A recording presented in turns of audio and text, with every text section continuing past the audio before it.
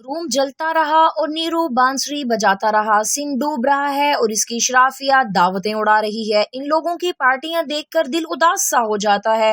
Bilawal school के बच्चों के साथ तस्वीर बनवाता है और इस तस्वीर को वायरल किया जाता है।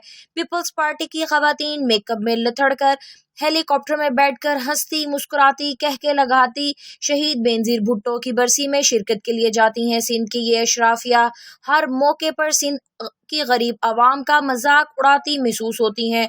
भुट्टो के बाद बेनजीर के सारे खानदान को खत्म करके सिंध पर सालों से डाकू राज कायम है।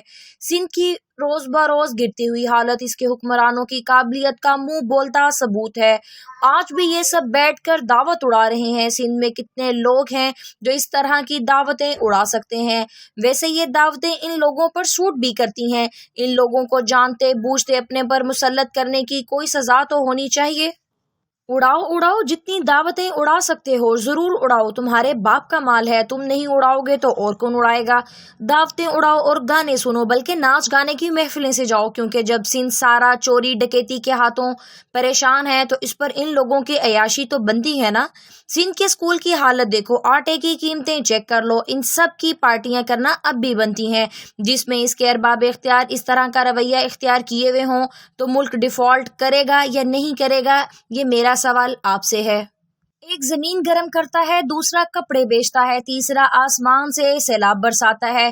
या अल्लाह, ये कैसे लोग कौम पर मुसल्लत हो गए हैं। सोशल मीडिया पर एक तस्वीर वायरल करके ये बताने की कोशिश की जा रही है कि बिलावल भुट्टो कितना हमदर्द इंसान है। इस हमदर्द इंसान को जनवरी की सुबह नंगे फर्श की ठंडक महसूस करनी है तो अपने पाँव से एडिडास के 45,000 के जूते उतारे और फिर इस फर्श की ठंडक को महसूस करे, जैसे इसके इर्द गिर्द खड़े बच्चे बगैर जूतों के खड़े हैं ठंडे फर्श पर। बिलावल ने ठंडे फर्श की नमी भी अपने पाँव में घुसती महसूस नहीं की होगी, क्योंकि इसकी वालदा ने इसे कभी भी नंगे फर्श पर पाँव रखने ही नहीं दिया होगा। मगर बिलावल के इर्द गिर्द बच्चे इस यकबस्ता ठंड में ठंडे फर्श पर खड़े ये सर्दी अपने जिस्म में उतार रहे हैं और इस बिलावल को इस चीज का एहसास तक भी नहीं है। ये तस्वीर किस तरह भी खराजे तहसीन या लायके तहसीन के काबिल नहीं है। ये तस्वीर इशराफिया के मुंह पर जोरदार तमाचा है जो इसने अपने हाँ के गरीबों के चेहरों पर दे मारा है। सवाल ये है कि क्या ये बच्चे पाकिस्तानी नहीं हैं? क्या इनका पाकिस्तान के वसाइल पर थोड़ा सा भी हक नहीं है? इन्हें बिलावल जैसी शानदार इमारतें और लग्जूरियस लाइफ नहीं चाहिए।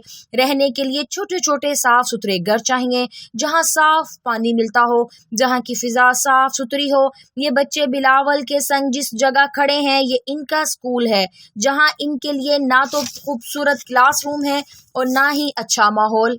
इन्हें $200 के नहीं, सिर्फ $200 वाले जूते चाहिए, जो इन मासूमों का हक भी है। $200 में तो पूरे गांव वालों के जूते आ जाएंगे। क्या बिलावल की जेब इतनी हल्की है कि अपनी शो के लिए बनवाई गई इस तस्वीर में इन नन्हे मासूम बच्चों के पैरों में $200 वाले जूते भी नहीं पहना सकता था? बड़ा ही बेहिस और नामाकूल आदमी है ये। असल में जेब हल्की नहीं, इनकी नीयतें नीच और हल्की हैं। ये डाकू लुटेरे अवाम का पैसा खा खा कर इतने बेगैरत और बेहिस हो गए हैं कि इन्हें शर्म दिलवाने से भी नहीं आती। ना इन्हें अपनी गरीब अवाम का कोई भी मजबूरी या कुछ भी मसला दिखाई देता है। मेरा दिल करता है कि मैं बिलावल से सवाल करूं, बड़ी वजीर खारजा बने फिरते हो, यूरोप अमेरिका के दौरे करते हो, इतने दौरे करते हो कि इनकी भूल भुलैयों में कभी कभार खो भी जाते हो। क्या इनके स्कूल कभी देखे हैं? इनके स्कूलों में मौजूद बच्चे देखे हैं? यकीनी तौर पर नहीं। इसे जरा शर्म नहीं आती इस तरह की तस्वीर बनाते और इसे वायरल करते। इसी तस्वीर को देखकर कोई भी कह सकता है कि बच्चों को सिखाया गया है कि कैमरे को देखकर चीज बोलना है, क्योंकि चीज बोलने से चेहरों पर मुस्कुराहट आ जाती है। लेकिन इन मुस्कुराहटों में छुपी इनकी हसरतें बिलावल जरदारी तुम्हारे लिए नोहा बयान कर रही हैं। ऐसा नोहा जो बिलावल से शिकवा कर रहा है कि तुम और तुम्हारे बाप और तुम्हारे नाना और माँ दहाइयों तक हमारे खानदानों पर राज कर रहे हैं, पर हमारी हालत में कोई बदलाव नहीं आ रहा, जबकि तुम्हारे हालात दिन दुगनी रात चुगनी तरक्की कर रहे हैं। हमारी इस हालत के जिम्मेदार तुम हो। तुम्हारे स्कूल के रंगो रोगन से आ रही ये दीवारें भी तुमसे सवाल कर रही हैं।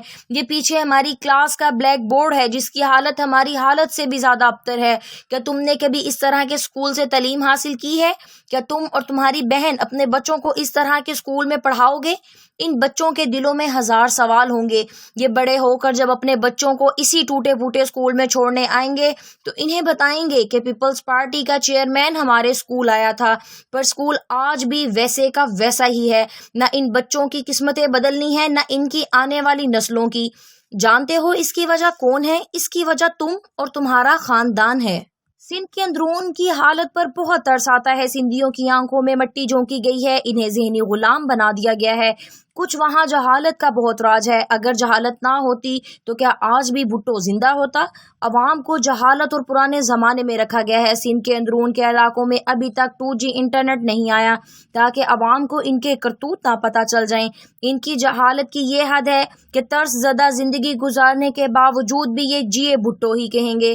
یہ ذہنی غلام بن چکے ہیں اور ان کی آنے والی نسلیں بھی۔ ایک شخص ہے جو ان کا مستقبل سنوار سکتا ہے اور وہ ہے عمران خان، جسے یہ کبھی نہیں آنے دیں گے۔ لیکن کہتے ہیں نا، جسے اللہ عزت دے اسے کوئی کچھ نہیں کہہ سکتا، اس کا کوئی بال بھی بیکا نہیں کر سکتا۔ انشاءاللہ عمران خان آئے گا، وہ اس ملک اور اس قوم کی تقدیر بدلے گا۔ عمران خان ہی ہمارا محمد بن قاسم اور ہماری امیدوں کا آخری سہارا ہے۔ آپ کو آج کی ویڈیو کیسی لگی؟ کمنٹ سیکشن میں لازمی بتائیے گا۔ ہماری ویڈیو کو لائک اور شیئر کرنا مت بھولیے گا۔ شکریہ۔ پاکستان۔